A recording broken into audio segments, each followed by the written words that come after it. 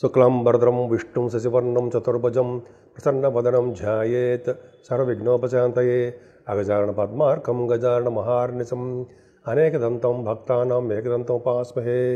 ఓం గం గణపతయే నమః. ఓం శ్రీమాత్రే నమః. ఓం శ్రీ గురుభ్యో నమః. నేను మీ వాడరేవు ఆదినారాయణరావు శర్మ. మీకు నా వీడియోస్ నచ్చాయని అనుకుంటున్నాను. నచ్చితే లైక్ చేయండి, అలాగే షేర్ చేయండి, వీలుంటే సబ్స్క్రైబ్ కూడా చేయండి. మన వీడియోస్ అందరికీ కనిపిస్తూ ఉంటాయి. సో ఈ విధంగా 1 జూన్ నుంచి 15 జూన్ వరకు కూడా ఇప్పుడు మనం తెలుసుకోబోతున్నామండి. అంటే 1 జూన్ 2025, 15th జూన్ 2025, 15 డేస్ యొక్క ఈ ప్రభావం జూన్లో అంటే గ్రహాల యొక్క ప్రభావం ఎలా ఉండబోతోందో ఇప్పుడు మనం తెలుసుకుందాం. కర్కాటక రాశి వారికి ద్వితీయ భావంలోనే కుజకేతువులు ఉన్నారండి. ద్వితీయ భావంలో కుజకేతువులు అత్యంత రాజకారకుడు అయినటువంటి మీ కుజుడు 5th హౌస్ లార్డ్ ద్వితీయ భావంలో ఉన్నాడు కాబట్టి ఆయన సంతానం వలన, వ్యాపారం వలన ధనప్రాప్తి కలిగిస్తాడు. కానీ విద్యలో మాత్రం ఆటంకాలు కలిగించడానికి అవకాశాలు ఎక్కువ ఉన్నాయి. అంతేకాకుండా కుటుంబంలో కూడా చిన్న చిన్న మనస్పర్ధలు రావడానికి అవకాశం ఉంది. కానీ మీరు భూములు కానీ, ఆభరణాలు కానీ, వాహనాలు కానీ కొనుక్కుంటారు. ఏదేమైనా ప్రయాణాలు చేసేటప్పుడు కొంచెం జాగ్రత్తగా ఉండండి. మీ గురువు ప్రభావం 4th భావమే ఉంది కాబట్టి చక్కటి విద్య, అంతేకాకుండా మీ తల్లిగారి యొక్క ప్రేమ, అభిమానాలు చాలా నిండుగా మీకు ఉంటాయి. అంతేకాకుండా నేను చెప్పినట్టుగానే ఇందాకంటే వాహన సంబంధించిన విషయాల్లో మీకు కొనుక్కోవడానికి అవకాశం ఉంది. సంగీతంలో బాగా అంటే వాయిద్య కళాకారులు, సంగీతము, మ్యూజిక్ డైరెక్టర్స్ అంటాం సరే, మ్యూజిక్ కంపోజింగ్ వాళ్ళకి కలిసి వస్తుంది, బ్రహ్మాండంగా కలిసి వస్తుంది. 15 రోజులు కూడా వాళ్ళ ఫైనాన్షియల్ స్టేటస్ వాళ్ళకి వెతుక్కుంటూ అవకాశాలు మీకు వస్తాయండి. అంతేకాకుండా కొంతమందికి వాళ్ళ జాతకాలు ఇచ్చా పొలిటికల్ రంగంలో మినిస్టర్స్లో ఉన్నారనుకోండి, వాళ్ళు పదవులు రావడానికి, కొద్దిగా మంచి జరగడానికి అవకాశాలు మాత్రం చాలా ఉన్నాయి. వాళ్ళ పట్ల భోజనం చేయడానికి అవకాశం ఉందండి. మీ కర్కాటక రాశి వాళ్ళకి 6వ భావాన్ని కూడా అద్భుతంగా గురుడు చూస్తున్నాడు. శత్రువుల వలన అపవాదులు ఏమి ఉండవు, మిత్రులు అవుతారు. మేనమామలకు చాలా బాగుంటుంది. కాంపిటీషన్ ఎగ్జామ్స్లో మీరు విజయం సాధించి తీరుతారు. విదేశాలు వెళ్ళడానికి స్టాంపింగ్ అవుతుంది. అలాగే మీకు అనారోగ్య సమస్యలు దగ్గర రావు, ఆరోగ్యవంతులుగా ఉంటారు. లా రిలేటెడ్ అంటే కోర్టు సంబంధించిన వ్యవహారాలు మీకు సక్సెస్ అవ్వడానికి అవకాశం ఉంది. ఏదైనా 8వ స్థానంలో రాహు పరమ తప్పు. అంటే దూర బంధువులు చనిపోవడము, అది దూర బంధువులకు ఒంట్లో బాగుండకపోవడము, శరీరంలో పీడ కలగడము, శరీరంలో ప్రతి అవయవంలోనూ ఇబ్బంది కలుగుతూ ఉండడము, ముఖ్యంగా కంటికి సంబంధించిన వ్యవహారాలు. రాహు కంటిగా చక్షుకారకుడు కదా రాహు, కాబట్టి ఆయన కొద్దిగా ఇబ్బంది పడడానికి, కంటికి ఇబ్బంది పడడానికి అవకాశం ఉందండి. కానీ ఆయన 8వ స్థానంలో ఉన్నాడు కాబట్టి భయపడవలసిన అవసరం లేదు. ఎందుకంటే ఆయన మా బాబాయ్ 8వ స్థానంలో రాహు చంపేస్తాడా అనుకుంటాం, కానీ ఏమీ చంపడం.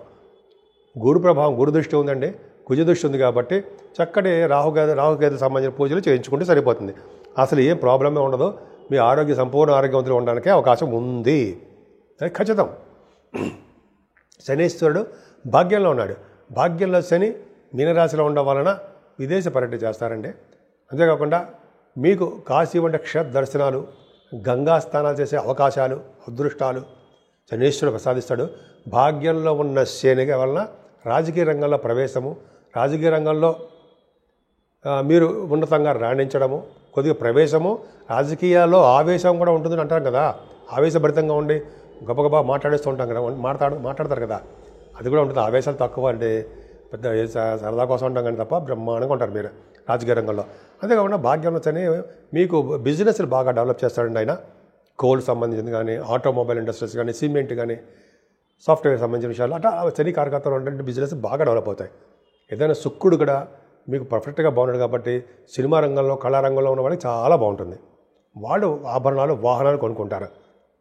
వాళ్ళ ఫిలిమ్స్ కూడా బాగా సక్సెస్ అయి తీరుతాయి, డబ్బులు బాగా వస్తాయి. మీరు ఏ బిజినెస్లో ఉన్నా, అంటే బిజినెస్ కాదండి, ఏ ఫీల్డ్లో ఉన్నా ప్రొఫెషనల్గా, ఉద్యోగపరంగా చాలా బాగా మీకు ఉన్నతంగా రాణించడానికి అవకాశం ఎక్కువ ఉంది. ఏదైనా కర్కాటక రాశి వాళ్ళు రఘుబుద్ధులు ఒక్కడ చాలు కదండి. లాభస్థానంలో ధనప్రాప్తి బాగా కలుగుతుంది, ఉన్నతమైన ధనప్రాప్తి. మీరు చేస్తున్న వ్యాపారాల్లో బాగా రాణింపు, ఉన్నదానికంటే ఎక్కువ రావడము, అలాగే ఆలయాల సందర్శన, ఇవన్నీ కూడా లాభస్థానంలో బ్రహ్మాండంగా ఉంటుంది. అలాగే 12వ భావంలో గురుడు ఫారిన్ కంట్రీస్ వెళ్ళడానికి అవకాశాలు ఎక్కువ ఇస్తాడు.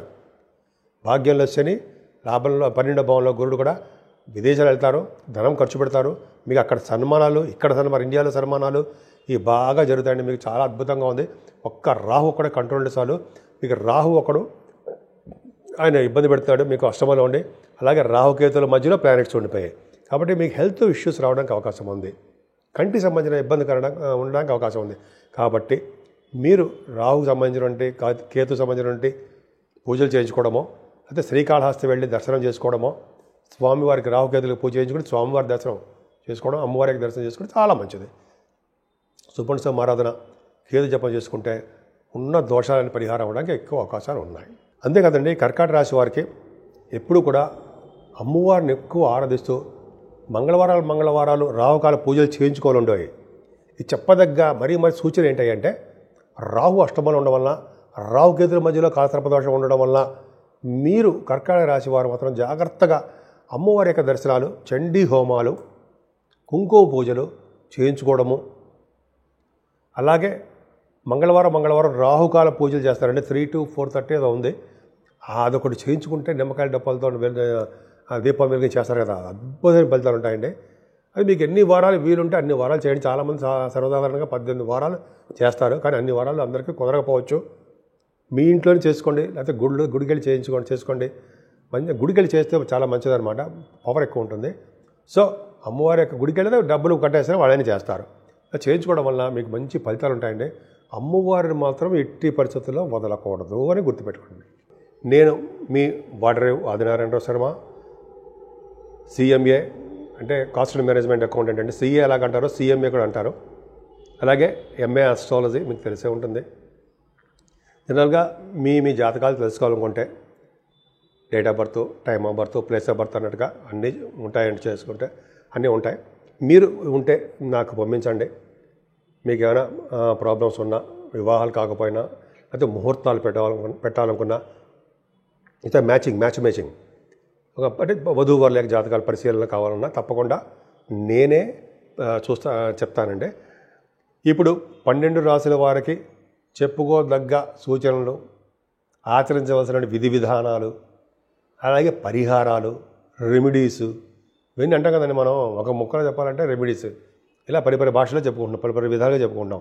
ఏం లేదండి, మేషరాశి నుంచి మీనరాశి వారు కూడా అన్ని గ్రహాలు కూడా దిగ్బంధంలో ఉండిపోయాయి. అంటే రాహుకేతుల మధ్యలో సవ్యకాల సర్పదోషంలో ఉండిపోయాయి ప్లానెట్స్ అన్నీ కూడా.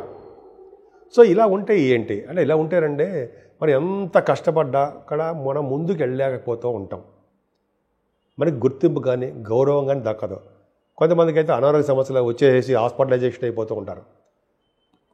కొంతమంది పొలిటికల్ రంగంలో ఉన్నారనుకోండి, వాళ్ళకి పదవులు రాక ఎదుటి వాళ్ళ చేత తిట్లు, ఎదుటి వాళ్ళ చేత ఏదో విమర్శలు చేసుకుంటూ, రాజకీయ రంగంలో వాళ్ళకి కాదండి, అందరికీ కూడా. ఎందుకంటే మనకి టైం బాగున్నప్పుడు అలాగ ఉంటుంది అంటాం కదా. సో ఇవన్నీ చిన్న చిన్న ప్రాబ్లమ్స్ ఉన్నాయండి. ముఖ్యంగా రాహుకేతుల వలన, శనీశ్వరుని వలన కొంతమందికి, కొన్ని రాసుల వాళ్ళకి దోషాలు ఉన్నాయి.